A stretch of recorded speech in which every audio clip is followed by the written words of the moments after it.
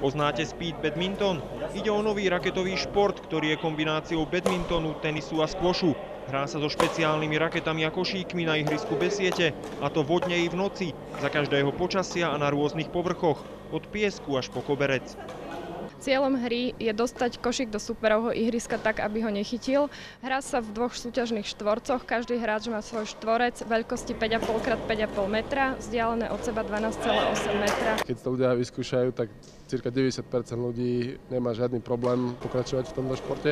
Slovenská asociácia speed badmintonu existuje od roku 2009 a počas tohto víkendu zorganizovala druhý domáci šampionát.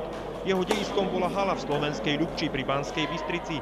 V hlavných kategóriách získali tituly favorizovaní Matej Bagačka a Kristína Hešková. Vlastne ja som začínala s košom a môj tréner Vaško, ktorý ma stále trénuje, ma priviedol k tomuto športu a hrám tu teraz 2 roky a podarilo sa včera vyhrať aj titul.